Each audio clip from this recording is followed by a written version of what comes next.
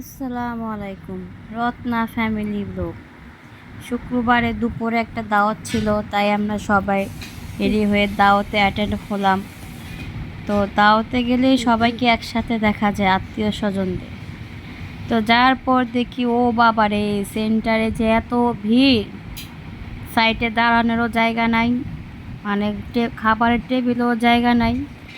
আমরা যে বসবো, বসারও সিস্টেমটাও নাই। অনেক মানুষ, মানে খাবারের টেবিলে পিছে পিছে মানুষ দাঁড়ায় আছে। এখানে সব আমার বাসার আত্মীয় স্বজনরা অ্যাটেন্ড হয়েছে। আমার জাল, ননাস, ননদ, ভাইগনা বউ সবাই একসাথে। তারপরে একটু বিয়ের ওইখানে যে বউকে একটু ভিডিও করে আসলাম। সেখানে আমার মেজো জাল আমার সাথে একটু অ্যাটেন্ড হলো, একটু ভিডিওতে আসলো। আসার পরে একটু আবার বউয়ের ভিডিও নিলাম, কিন্তু এখানে আমি জামাইকে খুঁজে পাচ্ছি না। জামাই যে কোথায় গেছে তাও বলতে পারি না। তারপর আমার হাজব্যান্ডের শরীরে প্রচণ্ড ঘাম, গরমে মানে এসি চলতেছে তারপরও ঘামতেছে।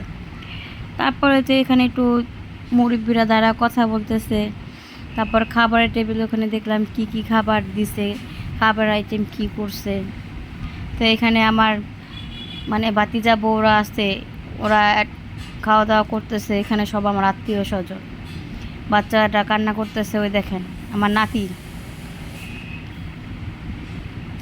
তারপরে খাওয়া দাওয়ার টেবিল খাওয়া শেষ, আসিয়া পড়লাম বাসায়। আসার পরে এই দাওয়াত খাওয়ার পরে এই দেখেন কি পেরেশানি, গরমে ঘাইম্যাক হয়ে গেছি।